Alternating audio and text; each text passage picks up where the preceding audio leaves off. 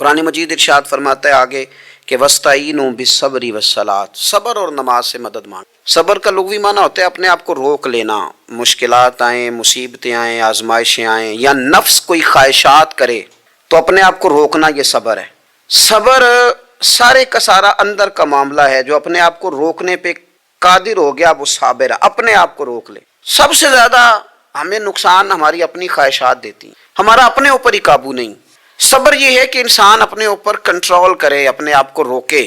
اسی لیے نبی پاک صلی اللہ علیہ وسلم نے صحابہ سے پوچھا تھا نا پہلوان کون ہے، تو یا رسول اللہ جو میدان میں اترے اور اپنے دشمن کو بچھاڑ دے، تو حضور نے فرمایا نہیں، جو غصے کے وقت اپنے آپ کو قابو کر لے وہ پہلوان ہے، جو تحمل کا مظاہرہ کر جائے وہ پہلوان ہے۔ صبر کا معنی ہوتا ہے اپنے آپ کو پہ کنٹرول رکھنا، آپ کو کنٹرول حاصل ہو اپنی خواہشات پر بھی، اپنے جذبات پر بھی، اپنے معاملات پر بھی، آپ اس کو کنٹرول کر سکیں۔ یہی تصوف ہے، یہی طریقت ہے، یہی صوفیاء سبق دیتے ہیں۔ تو فرمایا وَاسْتَعِینُوا بِالصَّبْرِ وَالصَّلَاةِ، صبر اور نماز سے مدد چاہو۔ ایک صبر کرو، دوسرا بندگی کرو، مصلی پہ بیٹھ جاؤ۔ جو تمہاری مدد تمہاری عبادت کرے گی نا، جو مصلی تمہاری مدد کرے گا وہ کوئی اور نہیں کر سکتا۔ مصلی پہ بیٹھو، نماز سے مدد چاہو۔ نبی پاک صلی اللہ علیہ وسلم کا طریقہ کیا ہے کہ اگر آندھی آئی ہے تو حضور نے نماز کی نیت باندھ لی، بارش نہیں ہوتی تو نماز کی نیت باندھ لی، اگر سورج چاند گرہن ہو گیا تو حضور نے نماز کی نیت باندھ لی، حتیٰ کہ کافر ساری رات صفیں سیدھی کراتے رہتے تھے اور رسول پاک ساری رات مصلی بچھا کے نفل ادا فرماتے رہتے تھے۔ نماز سے مدد چاہیں۔ ارشاد فرمایا کہ وَإِنَّهَا لَكَبِيرَةٌ إِلَّا عَلَى الْخَاشِعِينَ، صبر اور نماز سے مدد مانگو، بے شک یہ دونوں چیزیں بھاری ہیں، کام دونوں مشکل ہے، لیکن ڈرنے والوں پر مشکل نہیں۔ جو رب سے ڈرتے ہیں ان کے لیے مشکل ہے۔ اب مجھے اجازت ہونی چاہیے نا، یہ کہہ لینا چاہیے نا کہ کوئی شخص کہے میرا نماز میں دل نہیں لگتا، تو میں اسے کہوں کہ تو رب سے ڈرتا ہی نہیں، اصل میں تو ڈرتا ہی نہیں۔ اگر تو ڈرے تو لفظ ہی نہ ادا کرے، اللہ نے بلایا اور تو آیا ہی نہیں۔ فرمایا یہ وزن ضرور ہے ان دو چیزوں کا، لیکن ڈرنے والوں پر، یہ ڈرنے والے کون ہیں؟ فرمایا الذین یظنون انہم ملاقو ربہم وانہم الیہ راجعون، جو اس بات کا یقین رکھتے ہیں کہ ہم نے اپنے رب سے ملاقات کرنی اور ہمیں اسی کی طرف لوٹ کر جانا ہے۔ جس بندے کو یقین ہونا میں نے رب سے ملنا ہے، میں نے اس سے ملنا ہے، اسی کی طرف جانا ہے، اس کے لیے نہ نماز مشکل ہے نہ صبر مشکل ہے، اس کے لیے دونوں چیزیں آسان ہو جاتی ہیں۔ شرط یہ ہے کہ شوق ہو تیرے اندر رب سے ملاقات کا، تجھے شوق ہو۔ میرے نبی پاک صلی اللہ علیہ وسلم نے فرمایا لوگوں جو رب سے ملنے کا شوق رکھتا ہے نا، اللہ بھی اس سے ملنا پسند کرتا ہے، اور جس کے دل میں شوق ہی نہیں رب سے ملنے کا، تو جو اللہ کی ملاقات پہ یقین رکھتا ہے نا، وہ پھر نماز اور صبر کا عادی ہو جاتا ہے۔ تو ان تین چار چیزوں پر خوب توجہ کریں، خوب توجہ کریں۔ صبر اور نماز خاص چیز ہے۔ حضرت غوث اعظم رضی اللہ تعالیٰ عنہ فرماتے ہیں اگر آزمائشیں نہ ہوتیں تو سارے لوگ ہی عابد زاہد ہوتے۔ یہ تو آزمائش آتی ہے، صبر کرنا پڑتا ہے، تو پھر پتہ چلتا ہے کہ عابد زاہد کون ہے۔ آزمائشیں نہ ہوتی تو سارے ہی عابد زاہد ہوتے۔ اللہ تبارک و تعالیٰ نے کتاب و سنت کے اندر کچھ چیزوں کی بڑی تعریف اور کچھ باتوں کی بڑی مذمت بھی۔ بے باکی اور انتہائی کھلی طبیعت درمیان ایک وصف ہو جس کو حیا کہتے۔ جب بھی کوئی ایسا فعل بندے سے سرزد ہونے لگے جو قابل برا ہو تو اس کے دل کے اندر جو جھجک پیدا ہوتی ہے اس کو حیا کا۔ حیا سے مراد یہ ہے کہ انسان وزادار ہو، بے باک ہو، جو منہ میں آئے کہہ دینے کا عادی، اس کی طبیعت کے اندر، اس کے مزاج کے اندر ٹھہراؤ ہو، وہ چیزوں کو دیکھ کر سمجھ کر چلنے۔ ہمارے زمانے میں اس طرح ہوا ہے کہ کچھ لوگوں نے بعض چیز تیزی سے پھیل، انہوں نے کہا یار تو بول نہیں سکتا تو اپنا حق کیسے مانگے، تو بات نہیں کر سکتا تجھے تو سارے دبا جائیں۔ اگرچہ اپنے حق سے پیچھے ہٹنا بھی حیا نہیں، لیکن یہ کہ کسی کام کی بھی حکمت کو چھوڑ دینا، جو مزاج میں آئے وہ کر دینا، کسی چیز کا لحاظ ہی نہ کر، کسی وزاداری کو قائم ہی نہ رکھنا، کسی بڑے کو بڑا ہی نہ سمجھنا، کسی چھوٹے کے مزاج کے لیے اپنے دل میں شفقت ہی پیدا نہ کر، اور اپنے لہجے کی سختی اور تلخی اور ترش روئی اتنی زیادہ کر لینا کہ کوئی حد قائم ہی نہ رہے۔ اسلام اس کو پسند نہیں کرتا۔ اور پھر یہ کہ شغل کے نام پر، مذاق کے نام پر ایسی چیزوں کو پروموٹ کرنا جو شرم و حیا کے بالکل خلاف ہوں، جس سے معاشرے کے اندر اس طرح کا ماحول پیدا ہو کہ وہ کوئی وزادار معاشرہ ہی نہ رہے، اس کو ناپسند کیا ہے قرآن میں۔ اللہ تعالیٰ نے فرمایا ان الذین یحبون ان تشیع الفاحشہ، فرمایا بے شک جو لوگ یہ چاہتے ہیں کہ مسلمانوں میں بے حیائی کو پھیلا دیں، فحشاء کو، عام کر دیں، بری باتوں کو لوگوں کے اندر پھیلا دیں. کن لوگوں میں؟ فی الذین آمنوا، وہ لوگ جو ایمان لے آئے، جو ایمان والوں کے اندر بے حیائی پھیلانا چاہتے ہیں. اور قرآن مجید کے الفاظ بڑے قابل غور ہیں. فرمایا ان الذین یحبون، بے شک وہ پسند کرتے ہیں، وہ چاہتے ہیں کہ ان تشیع الفاحشۃ فی الذین آمنوا، کہ بے حیائی پھیل جائے ان لوگوں میں جو ایمان لائے ہیں. تو مالک فرماتا ہے لہم عذاب علیم، ان لوگوں کے لیے دردناک عذاب ہے. اور ایسا نہیں ہے کہ یہ قیامت تک انتظار کریں گے پھر انہیں عذاب دیا جائے. یہ عذاب کہاں کہاں ملے گا؟ فی الدنیا والآخرہ. جو مسلمانوں میں بے حیائی پھیلانے کو پسند کرتے ہیں انہیں دنیا میں بھی عذاب ہوگا اور آخرت میں بھی عذاب، اور عذاب بھی عذاب علیم، دردناک عذاب ہوگا. فرمایا واللہ یعلم وانتم لا تعلمون، اللہ جانتا ہے تم نہیں جانتے. حیا اور وزاداری کو قائم رکھنا. دیکھیں نا، سب سے زیادہ بے نیاز تو اللہ ہے نا، لیکن اگر حضور فرمائیں کہ رب بھی حیا فرما، حضور سید عالم علیہ السلام فرماتے ہیں اللہ حیا فرماتا ہے کہ اس کا بندہ اس کے سامنے ہاتھ پھیلائے اور اللہ اس کے ہاتھوں کو خالی. اللہ حیا فرما، کیا معنی ہے؟ کہ اللہ تبارک و تعالی لحاظ کرتا ہے اس بات کا کہ اس بندے کی امید نہ ٹوٹ، رب کی بارگاہ سے جو اس کی توقع ہے وہ توقع نہ ختم ہو. معنی کیا ہوا؟ آپ وزادار رہیں، آپ کے مزاج میں رکھ رکھاؤ ہو.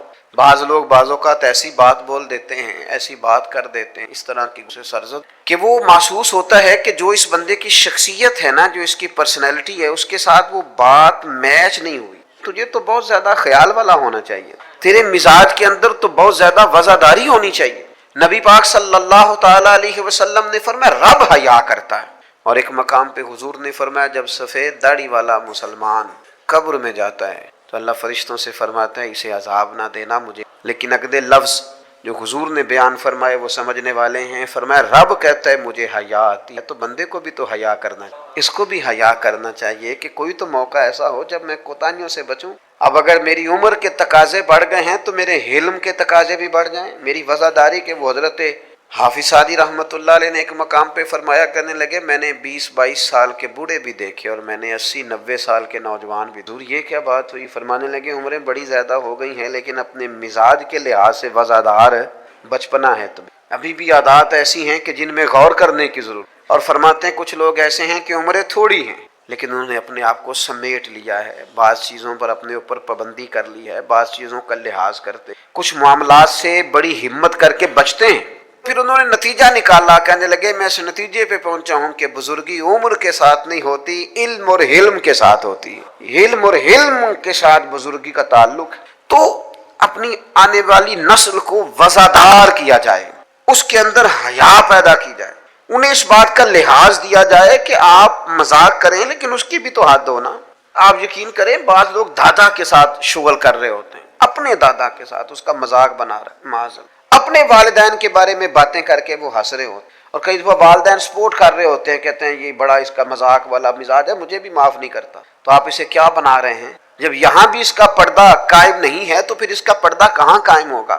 اس کی طبیعت کے اندر ٹھہراؤ ہونا چاہیے. وہ لوگ تو وہاں بھی وزادار تھے جہاں بات کرنے کی ضرورت ہے. نبی پاک علیہ السلام نے صحابہ سے پوچھا کہ وہ کون سا درخت ہے جس کی مثال مومن کی طرح ہے؟ تو حضرت عبداللہ ابن عمر فرماتے ہیں مجھے سوال کا جواب آتا تھا کہ وہ کھجور کا درخت ہے، لیکن چونکہ حضرت عمر بیٹھے تھے میرے والد، چونکہ حضرت صدیق اکبر بیٹھے تھے، چونکہ حضرت عثمان غنی بیٹھے تھے، چونکہ علم و حکمت کے تاجور مولا علی بیٹھے تھے، مجھے جواب آتا تھا. لیکن حضرت عبداللہ ابن عمر فرماتے ہیں حیا مانے تھی، حیا نے مجھے منع کیا کہ اتنے بزرگ بیٹھے ہوں اور تو جواب دیتا پھرے. ہمارے مفسرین کرام نے یہاں لکھا ہے کہ اساتذہ اور مشائخ کی موجودگی میں علم بتانا بھی منع ہے. آپ کے بڑے بیٹھے ہوں آپ تقریر کرنے سے بھی لحاظ کریں، آپ وہاں کوئی مسئلہ نہیں بیان کریں. یہاں تو بڑے معاملات اور ہو جاتے ہیں. ہمیں اپنے بزرگوں کے سامنے ایک خاص وزاداری وہ بندے کو خوبصورت کرتی. حضرت عباس حضور کے چچا ہیں، ان کے بیٹے جناب عبداللہ ابن عباس فرماتے ہیں میرے والد سے کسی نے پوچھا تھا آپ بڑے ہیں کہ نبی پاک؟ تو بڑی سادی سی بات ہے، چچا بڑا ہی ہوتا ہے عمر، آپ بڑے ہیں کہ نبی پاک؟ تو یہ وزاداری ہے، یہ کمال وزاداری ہے. یہ ان لوگوں کا طریقہ ہے جو بڑے رسیلے سجیلے، جو بڑے خوبصورت لوگ ہوتے ہیں، جن کے لہجوں سے لفظ نہیں شہد ٹپکتا ہے. حضرت عباس رضی اللہ تعالیٰ عنہ فرمانے لگے کیا کہا تم نے؟ میں بڑا ہوں کہ حضور؟ فرمانے لگے بڑے تو حضور ہی ہیں، پیدا پہلے میں ہوا تھا. ولادت پہلے میری ہوئی تھی، بڑے بہرحال وہی ہیں، پیدا پہلے میں ہوا تھا۔ یہ جو وفاداریاں ہیں، یہ جو خوبصورتیاں ہیں، یہ جو آپ کے مزاج کے اندر خوبصورتی ہے، یہ جو لہجے کے اندر حسن ہے، یہ ایک بڑا ضروری کام ہے۔ بہت سارے لوگ دینی لوگوں سے مسئلہ پوچھنے آتے ہیں، لیکن ان میں 60% لوگ وہ ہوتے ہیں جو مسئلہ پوچھنے نہیں آتے، مفتی صاحب کو مسئلہ بتانے آتے ہیں۔ میری طرح کا بندہ تو چونکہ ذرا جلدی قائل ہو جاتا ہے، وقت تھوڑا ہوتا ہے تو بہت سارا ٹائم نہیں دے پاتے، تو میں کہتا ہوں کہ آپ کے خیال میں جو مجھے کہنا چاہیے وہ آپ مجھے بتا دیں، میں آپ کو کہہ دیتا ہوں، کیونکہ آپ جو چاہ رہے ہیں وہ تو ہے آپ کی مرضی کا فتویٰ، تو مجھے آپ بتا دیں بھلا اس سوال کا جواب کیا ہونا چاہیے، میں آپ کو بتا دیتا ہوں۔ لیکن اگر آپ مجھ سے پوچھنے آئے ہیں تو پھر آپ حوصلہ کریں، پھر دین جو بات کہتا ہے وہ مجھے بیان کرنے دیں، پھر مرضی کا فتویٰ حاصل نہ کریں، پھر ذرا رکیں۔ اور یہی حالت بہت سارے اللہ ماشاء اللہ شاگردوں کی ہوتی ہے، ان کا خیال ہوتا ہے استاد میری مرضی کے حساب سے تعلیم دے، مریدین کا خیال ہوتا ہے کہ شیخ اس طرح کر کے چلے، تو بھئی تیری شرطوں پہ ہی کرنا ہے، اگر تجھ کو قبول تو یہ سہولت تو مجھے سارا جہاں دیتا ہے۔ اگر تیری شرطوں پہ ہی تو نے آنا ہے کہ میرے پاس یہ ٹائم ہے تو اس ٹائم آؤں گا، تو میں اس وقت پسند کرتا ہوں تو میں اس وقت آؤں گا، تو آپ اگر یہ کہیں گے تو پھر میں یہ تیری شرطوں پہ ہی کرنا ہے، اگر تجھ کو قبول یہ سہولت تو مجھے سارا جہاں دے، پھر تو ٹھیک ہے۔ اگر ہم نے کچھ لوگ کچھ دو کی پالیسی پہ ہی تعلق بنانا ہے تو پھر استادی شاگردی تو نہ ہوئی، پھر تو ٹھیک ہو گیا، پھر یارانے کریں گے، دوستیاں کریں گے، اس طرح کے لوگ تو ڈھیروں مل جاتے ہیں۔ اپنی زندگی کے اندر وزاداری، خوبصورتی، ٹھہراؤ، لہجے کے اندر حسن، مزاج کے اندر ایک کمال۔ حضرت امام مالک رحمۃ اللہ علیہ کو کسی بات پر امام اعظم نے بڑا ڈانٹ دیا، شاگرد تھے، بڑا ڈانٹ دیا، سخت ڈانٹا، اور اس کے بعد بھی وقفے وقفے سے کبھی کوئی ایسی بات ہوتی تو امام صاحب کہتے ہیں میری طبیعت سے وہ غصہ نہ جاتا کہ یار اس نے ایسا کیوں۔ کچھ عرصے کے بعد جا کے وہ بات کھلی کہ جس بات پر امام ابو مالک کو ڈانٹا ہے ان کی تو غلطی نہیں، دوسرے کلاس فیلو کی غلطی، انہوں نے تو یہ بات کہی نہیں، کسی اور نے کہی تھی اور نام ان کا لگ گیا۔ بچے کر دیتے ہیں نا شرارت، کسی نے کی نام کسی، تو امام اعظم ابو حنیفہ رحمۃ اللہ علیہ امام مالک نے لگے نے بتایا تو امام مالک کہنے لگے حضور لوگوں کے جسموں پر لوگوں کا احسان ہوتا ہے، میری تو سانسوں پر بھی تیرا احسان، میری سانسیں بھی تیروز ہیں۔ یہ جو لوگ مالک کو جانتے ہیں یہ اس نسبت سے جانتے ہیں کہ یہ ابو حنیفہ کی گلی میں سونیا زندگی میں جتنا نام اور عروج پایا تیرے صدقے پایا، 4 جھڑکیاں نہ سہ سکتا تیرے نام پر، میں نے پسند نہیں کیا۔ اور پھر آپ نے پوچھا بھی تو نہیں نا کہ بتاؤ، آپ نے کہا ڈانٹ کھانی ہے تو دکھ قبول محمد بخشا بس راضی رہن پیارے، کوئی حرج نہیں۔ آپ نے کہا ڈانٹ کھانی ہے تو کھا لیتی، اس میں حرج والی کون سی بات؟ یہ خاص وزاداری، یہ خاص خوبصورتی۔ میں آپ سے عرض کروں، ہمارے گھروں میں جو بڑے بوڑھے ہوتے ہیں وہ جب پڑھی لکھی بہو لے کے آتے ہیں تو اس کا مطلب کہ وہ بیچارے ہامتے کامتے رہیں گے، ڈرتے رہیں گے کہ جناب بہو بڑی پڑھی لکھی ہے یا داماد بہت پڑھا لکھا ہے تو کوئی ایسی بات نہ ہو جائے کہ وہ کہے ہو بابے کو۔ پڑھا لکھا وہ بندہ ہوتا ہے جو دوسروں کے مزاج کی رعایت کرے، جو تھوڑا سا سمجھے کہ میری اس چیز کی وجہ سے کوئی شخص کسی کمزوری کا شکار تو نہیں ہو رہا۔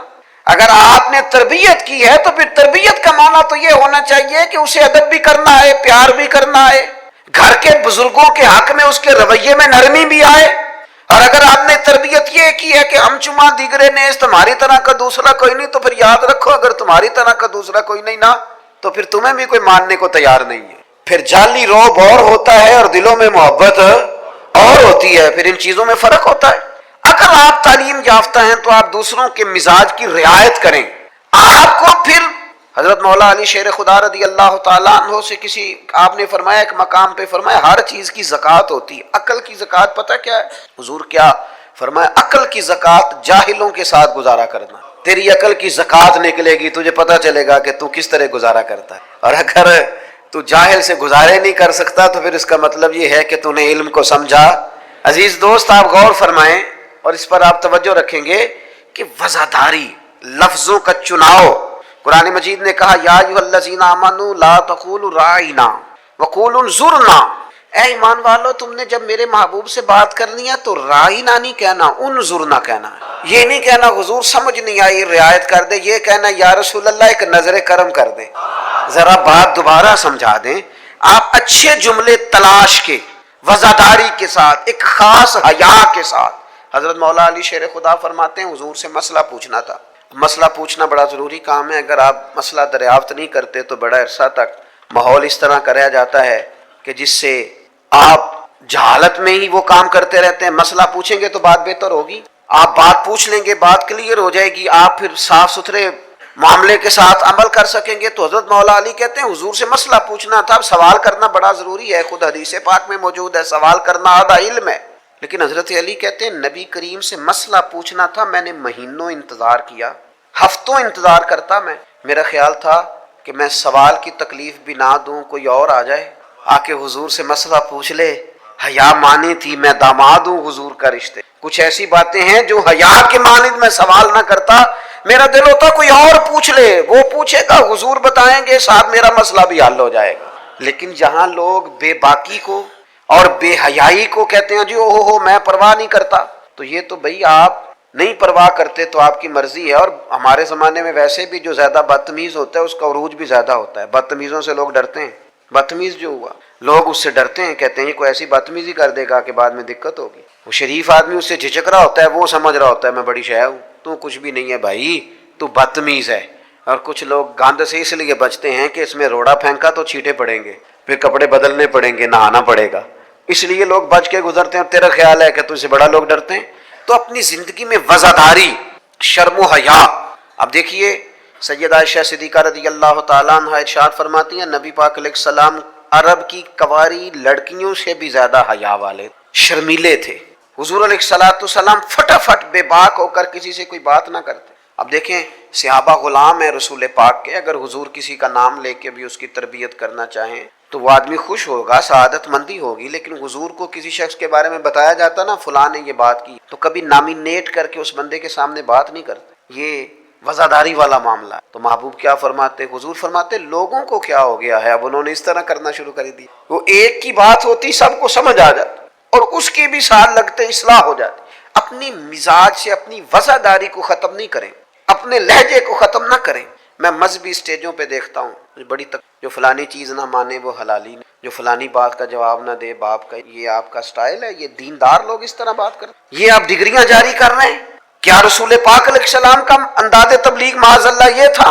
میں کیا کروں, صرف میں دینی لوگوں کی بات نہیں کر رہا. جو آدمی گندے لطیفے سناتا ہے نا اسٹیج پہ بیٹھ کے, اس کی آپ فین فالوئنگ دیکھیں کہ سٹیٹس کیا ہے, گند بولتا ہے, لطیفے سناتا ہے, اور اس کو سننے والوں کی تعداد کیا او آ رہی ہے, دنیا ٹوٹ کے پڑ رہی. یہ ہمارے معاشرے کے مجموعی مزاج کی عکاسی کرتی ہے کہ وزاداری کس حد تک ختم ہو. اپنے انداز میں, اپنے لب و لہجے میں خاص شرم و حیا, خاص خوبصورتی. ہمارے جو دیہاتی گھر ہوتے تھے ان کے اندر بڑی وزاداری ہوتی, ان کے اندر بڑا خیال رکھا جاتا, چیزوں کو بڑا سمجھا جاتا. یہاں آپ حالت دیکھ لیں, شادی بیٹی کی ہو یا بیٹے کی ہو, سارا خاندان بیوٹی پارلر میں بیٹھا ہو, کوئی وزاداری نہیں رہی, کوئی وہ معاملہ ہی نہیں رہا جس میں حسن ہوتا تھا, خوبصورتی ہوتی تھی. رسول پاک صلی اللہ تعالی علیہ وسلم نے فرمایا حیا خیر ہی خیر ہے, حیا سراپا خیر ہے. تیرا جھکا جھکا لہجہ, تیرے جھجکتے لفظ, تیری ٹھہری ٹھہری باتیں, تیرا ذرا سمٹ کر چلنا, سمٹ کر بات کرنا, تیرے لہجوں کا ٹھہراؤ, گویا یہ وہ ٹھنڈی ہوا ہے جو چلے گی تو صحیح پر کسی کو فائدہ دے گی, نقصان نہیں دے گی. لیکن اگر تیرا خیال طوفان بننے کا ہے, پھر ایسا نہ ہو کہ درخت بھی ٹوٹیں, رستے بھی بند ہوں, عمارتیں بھی گریں. حضور نے فرمایا حیا خیر ہی خیر ہے, حیا جہاں آتی ہے خیر لاتی. نبی پاک صلی اللہ تعالی علیہ وآلہ وسلم ایک جگہ سے گزرے, یہ بخاری میں موجود ہے, تو ایک شخص اپنے بھائی کو سمجھا رہا تھا. اسے کہہ رہا تھا یار تو بڑا ہی شرمیلا ہے, اس طرح بھی کوئی کام ہوتا ہے, تیری شرم و حیا کی وجہ سے بڑے مسائل بنتے. بھائی بھائی کو ڈانٹ رہا تھا کہ تو اس قدر زیادہ جھجکتا ہے, شرمیلا ہے کہ بڑے ہمارے مسائل خراب ہو گئے تیری جھجک کی وجہ سے. تو حضور قریب سے گزرے تو یہ میرے کریم کا انداز دیکھیے, حضور فرمانے لگے اسے کچھ نہ کہے, اسے چھوڑ دے, اس لیے کہ حیا تو ایمان کا حصہ ہے, حیا تو ایمان کا حصہ ہے. اور ایک حدیث میں حضور نے فرمایا 70 سے زیادہ شاخیں ہیں ایمان کی, اور حیا بھی ایمان کا حصہ. آپ وزادار رہیں, آپ میں خوبصورتی رہے, آپ تھوڑا سا انتظار میں رہیں, آپ تھوڑا سا رکیں, آپ کوئی اپنے مزاج کے اندر کوئی ایسا چھچورا پن پیدا نہیں کریں جس سے آپ کی طبیعت, آپ کا لہجہ, آپ کا انداز, آپ یقین کریں سنجیدہ لوگ تو حجروں میں چلے گئے. ایک بہت بزرگ تھے, عالم بھی تھے, تو کچھ سیاسی سوجھ بوجھ اچھی رکھتے تھے. میری ان سے ملاقات ہوئی تو میں نے ان سے کہا کہ صاحب آپ کو تو بڑا اچھا سیاستدان سمجھا جاتا تھا, تو کیا ہوا آپ چھوڑ گئے؟ کہنے لگے موجودہ سیاست سے وزاداری رخصت ہو گئی, لہذا ہم نے بھی ارادہ کیا ہے کہ اب یہ دامن بچانے والا کام ہے, لہذا قبل از وقت بھرا میلہ چھوڑ دینے کا ارادہ کیا ہے. اب یہ ماحول ہمارے والا نہیں رہا. دامن بچانے کا ارادہ ہے کہ اس میں وزاداری نہیں. میرے عزیز کبھی بھی اپنے مزاج سے، اپنے مرتبے سے، اپنے وقار سے نیچے اتر کر کبھی کوئی بات نہ کریں، کبھی کوئی کاروبار نہ کریں، کبھی کوئی لین دین نہ کریں. آپ اپنی وزاداری، اپنا حسن، اپنے ایمان اور تقوی کے ثمرات کی حفاظت کریں. کسی جگہ کوئی کمزوری نہیں دکھائیں. آپ اس خوبصورتی کا شکار رہیں جو اسلام نے عطا کی، اور اسے اپنے دامن میں بہت بڑی نعمت سمجھ کے سما کے رکھیں. کوئی کمزوری نہ دکھائیں. تھوڑی سی مشکل ہوتی ہے جب انسان زمانے کے ساتھ مل کے نہیں چلتا تو مشکلات آتی ہیں تھوڑی بہت. جب دور کے مطابق فیشن نہیں کرتا تو ظاہر ہے اسے لوگ پینڈو بھی کہتے ہیں، اسے جاہل بھی کہتے ہیں، اسے یہ بھی کہتے ہیں کہ اسے شعور کوئی نہیں. یہ تانے تھوڑے بہت سننے پڑتے ہیں، لیکن آپ کی وزاداری، آپ کے وقار میں، آپ کے لہجے میں کسی قسم کی کوئی کمزوری نہیں آنی چاہیے. آپ ایک نمونہ ہیں. اور یہ مت سمجھیے گا کہ لوگ صرف آپ کی تقریر سے تاثر لیتے ہیں. آپ کا نمونہ عمل آپ کے گھر سے لے کر دوستوں کی محفل تک وہ شمار کیا جاتا ہے.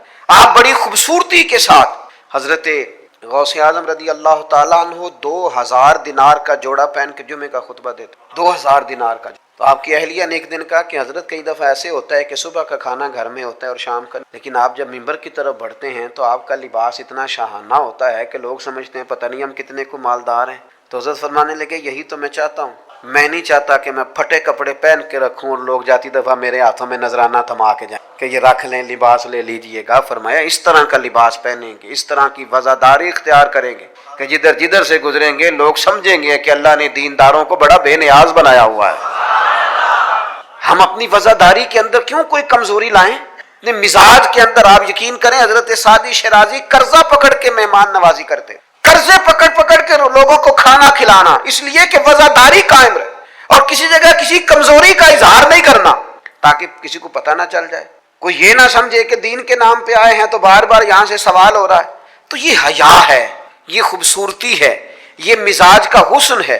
رسول رحمت صلی اللہ تعالی علیہ وآلہ وسلم نے ہمیں ایک اور حیا کرنے کا بھی کہا ہے، اس پر بھی حضور نے ہماری توجہ. وہ حیا کیا ہے؟ وہ ہے اپنے رب سے حیا، اپنے مالک سے ہے. جب ہم لوگوں کے بیچ ہوتے ہیں تو لوگوں سے. حضرت عثمان غنی رضی اللہ تعالیٰ عنہ غسل خانے کی 4 دیواری کے اندر بھی غسل کرتے تھے تو تہمت باندھ کے. تو گھر والوں نے پوچھا کہ غسل خانہ چاروں جانب سے بند ہے اور اس کے اوپر چھت ہے اور آپ غسل کر رہے ہیں، پھر بھی آپ تہمت، اور بڑا سمٹ کے اور بڑا کونے میں بیٹھ کے. تو آپ فرمانے لگے جب لوگوں کے بیچ ہوتا ہوں تو لوگوں سے حیا کر، جب تنہا ہوتا ہوں تو رب سے حیا. حضرت امام اعظم ابو حنیفہ گھر کی 4 دیواری میں بھی ننگے سر نہیں بیٹھتے، ٹانگیں پھیلا کے نہیں بیٹھتے. فرماتے تھے سوتے وقت یہ کام کرو. میں گھر میں بھی وہ لہجہ اختیار نہیں کرنا چاہتا، اس لیے کہ میں اس رب کا ماننے والا ہوں جو حی و قیوم ہے، جو ہر جگہ دیکھتا ہے. رب سے بھی حیا. اور آپ کو پتہ ہے ہمارے صوفیاء نے فرمایا ہے کہ سب سے زیادہ اللہ سے وہ بندہ حیا کرتا ہے جو اپنے خیالات پر، اپنے جذبات پر کنٹرول کرتا، جو وسوسوں کو نہیں آنے دیتا، جو اپنی طبیعت میں کوشش کرتا ہے کہ اچھے خیالات ہی رہیں، وسوسے آئیں تو جھٹک دیے جائیں. اس لیے کہ وہ نبی پاک علیہ السلام کا جو فرمان موجود ہے نا کہ رب نہ تمہاری جیبیں دیکھتا ہے نہ صورتیں دیکھتا ہے، وہ جب دیکھتا ہے تمہارا دل دیکھتا ہے. تو وہ حیا کرتے ہیں کہ دل میں کوئی ایسا خیال آئے جو غلط ہو، برا ہو، گندا ہو، چونکہ مالک نے دیکھنا ہے. وہ اس لیے خانہ دل کو صاف رکھتے ہیں. لیکن نہ کوئی مہمان گھر میں آتا ہے تو لوگ فٹافٹ صفائی نہیں کرتے، چیزیں نہیں اٹھاتے کہ وہ کیا سوچے گا، یہ کتنے میلے کچیلے ہیں. کیونکہ مہمان نے دیکھنا ہے، اور جس دل کو رب رحمان نے دیکھنا ہے اس کی صفائی رکھنا کہ اس میں گندے برے خیالات، ہرس، ہوس، لالچ، حسد، بغض، کینہ، عداوت، بددیانتی، بدگمانی یہ موجود نہ ہو، چونکہ رب نے دیکھنا. اللہ کے پیارے رسول صلی اللہ تعالی علیہ وسلم نے فرمایا اللہ تعالیٰ سے حیا کرو جس طرح حیا کرنے کا حق ہے. تو صحابہ کہتے ہیں ہم نے عرض کی یا رسول اللہ صلی اللہ تعالی علیہ وسلم الحمدللہ ہم اللہ سے حیا کرتے ہیں. تو حضور نے فرمایا حیا کا وہ معنی نہیں جو تم نے سمجھا ہے. تو یا رسول اللہ پھر سمجھا دیں کیا معنی ہے حیا کا؟ تو نبی پاک علیہ السلام فرمانے لگے اللہ سے حیا کا حق یہ ہے کہ تم اپنے سر میں جو موجود افکار ہیں ان کی حفاظت کرو، اپنی سوچوں کی حفاظت کرو، پھر تم نے اللہ سے حیا کی. اور حضور فرمانے لگے جو کچھ تمہارے پیٹ کے اندر ہے جب تم اس کی حفاظت کرو گے تو پھر تم نے اپنے رب سے حیا کی. یعنی حرام نہ کھانا. نہیں پتا سارے زمانے کہ تمہارا رزق حلال ہے کہ حرام ہے، ہمارے رب کو پتہ ہے نا، لہذا حیا کرنا، لقمہ حرام قریب نہ آنے پائے. اور حضور علیہ الصلوۃ والسلام فرمانے لگے یہ بھی یاد رکھنا کہ موت اور ہڈیوں کے گل سڑ جانے کو تم نے یاد رکھا ہوا ہو، اور فرمایا یہ بھی یاد رکھنا کہ تم نے قیامت کے دن دوبارہ اٹھنا ہے، رب کی بارگاہ میں کھڑا ہونا ہے۔